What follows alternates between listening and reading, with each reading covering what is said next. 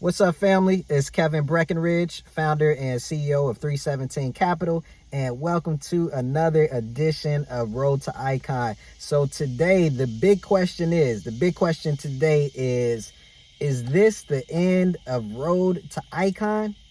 Is this the end? So let me give you a little bit of backstory.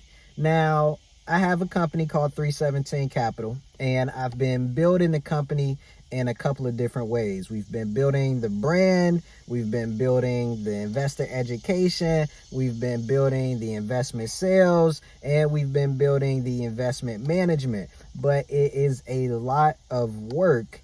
And although all of these different areas of the company are synergistic or are operating in synergy, as they say in the business world, that doesn't necessarily mean that it's the most effective or it's the most efficient or it's the most profitable or even the most focused when it comes to focusing an enterprise, focusing a business, and maximizing the brand value or the value of a brand in the mind of a consumer. So what am I talking about? All right, basically what I'm talking about, I'm talking about the ability to focus, right?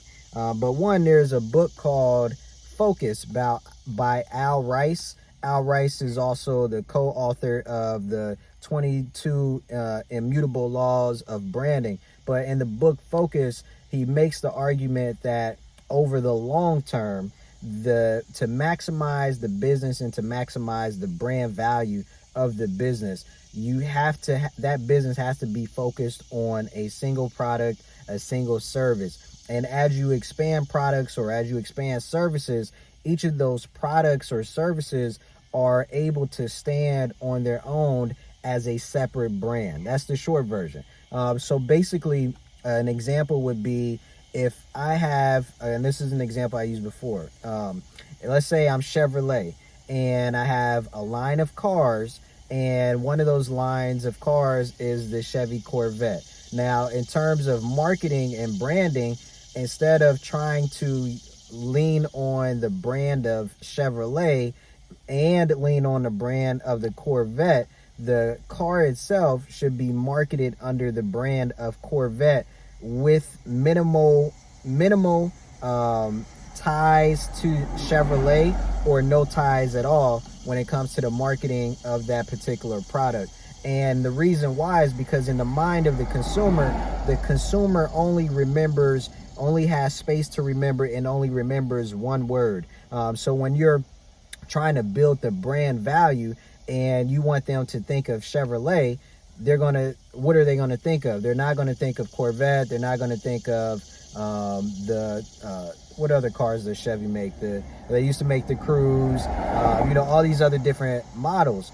They're going to think of, okay, automobile company. Now, for the particular brand itself, if that brand is standing on its own as, say, the Corvette, the consumer, in the mind of the consumer, they're most likely not even going to remember the Corvette name or pronounce the Corvette name. They're probably going to say, oh, yo, that's a Vet. So when it comes to branding and consumer recognition and consumers being able to spot your brand, search for your brand, identify with your brand, they're going to identify with that pretty much with one word, and not have that cross-pollination of branding of company names and things like that. And the more convoluted the brand, the less clear the brand is in the mind of the consumer, the less likely that brand is going to be able to stand out in a sea full of brands, a sea full of advertising, a sea full of marketing, a sea full of calls to actions that we are bombarded with every single day, right? So that's one thing. That's not the whole story, but that's one thing. Another part is in terms of 317 Capital. Now, when you break down the products and the services, from an investment management standpoint, that falls under 317 Capital perfectly.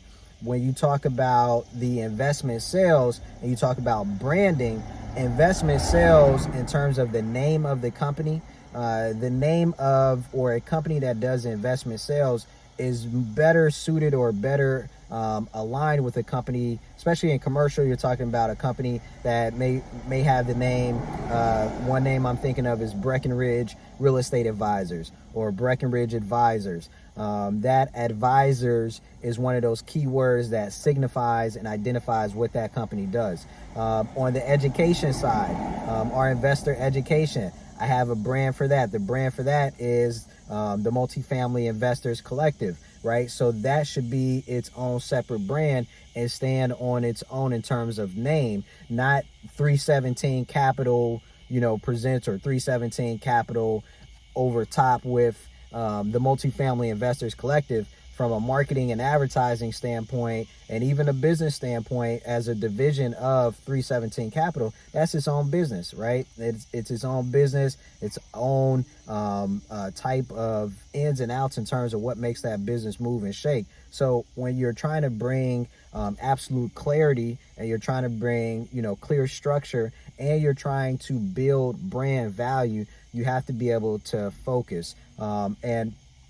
So another example, so with that being some of the context, I was having a conversation with a multifamily investor who's a part owner in almost 1,000 units earlier this year. And he told me, like, hey, Kev, you're going to have to focus. You're going to have to focus on that one thing. And for me, I know what focus means, right? Like, I know focus means one. Like, if you are absolutely focused, focus means one. But I'm just like every other entrepreneur, right? I see opportunity everywhere. I think I can do everything all at once, et cetera, et cetera. So it was not necessarily a difficult message for me to take and embrace, but one that I thought I would be able to better navigate if I set things up as aligned as possible, and everything is as aligned as possible, right? I'm a specialist, but even with being as aligned as possible, there's only 24 hours in a day. There's only so much that can be done. There's only so much that I can do. And based on where I'm at, based on the team that I've put together, I have to ask myself, okay, one, what is our number one goal? And then two, of our number one goal, or even to get to the number one goal, what is going to have the most impact on the business overall? So in terms of what is competing for my time, the number one focus and the number one goal for 317 Capital is the acquisition of units, is the acquisition, ownership, and management of units. It's the investment management piece. So for me, at this particular point in time, I have to be honest with myself. I have to be real with myself and say, okay, where is our time best utilized, right? What is the number one goal, and then where's our time best utilized in alignment with that number one goal? So the number one goal right now, as we are finishing up the third quarter and heading into the fourth quarter, our number one goal by the end of December is the acquisition of 250 units acquired, right? So that is the number one goal. So for me, in terms of my time, my energy, and my effort, should I continue to split my time between, investing a lot more time in the investment sales portion of the business, where I'm chasing down property owners, I'm building relationships, I'm overcoming objections and trying to see if somebody wants to sell, right? Which is fine, you're building relationships, but when you understand investment sales at the commercial level, it's a much longer transaction timeline, and you're talking to a lot of people who don't have to sell, and you're talking to a lot of people in a very crowded field. So when you look at that versus investing, right? Investing puts you in absolute control, and it puts you more on the hunt, where you're hunting for deals that you can buy, and you're not asking someone to do business with you, right? Like, you are in a way, because you're raising capital, you have all this other stuff going on, but it's not the same. It puts you in the driver's seat of what's going to happen. So looking at that and, remembering that conversation, looking at my schedule, looking at my availability of time, looking at the team that I've put together, and, where my team is strong and where my team is weak, the decision fact, and what our overall goals is. And again, that number one goal is the acquisition of units. My investment management team is extremely strong. My investment sales team is young and inexperienced, right? So I'm teaching and coaching and mentoring, but I have to give that particular segment of the business time to mature, time to grow. And for me as the overall leader, me as the CEO, me as the person who is really, behind building this business up from the ground up, I've got to spend my time where it has the highest and best use. And the highest and best use means where will it have the most impact. And for me, the most impact right now, and I've actually got to go, but the most impact for me right now is in making sure that we acquire our units. So moving forward, Road to Icon is under our investment sales and under our investor education, but it's geared more towards investment sales. So moving forward, I'm not sure that I'm going to continue to do as many, or if I'm going to continue to do Road to Icon episodes, because I'm spending more time on the acquisition side, on the investment side of the business. And so I'm still sales and doing sales and still reaching out to owners, but I'm reaching out to a different type of owners. We're looking for joint venture opportunities. We're looking for deal flow.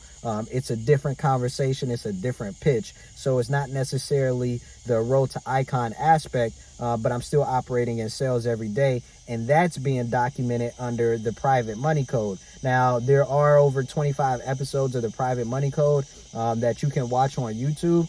If you want to continue to follow that journey of the Private Money Code and investment sales and acquisitions, then you're going to have to basically become a member of the Multifamily Investors Collective, because that's exclusive content for our members. So anyway, that's the update on Road to Icon. Is this the final Road to Icon episode? I don't know. I'm leaning towards yes, but only time will tell. And by time will tell, you'll find out tomorrow if there's no Road to Icon post. So that's it for today. I hope you have a good one. We'll see you soon. Take care.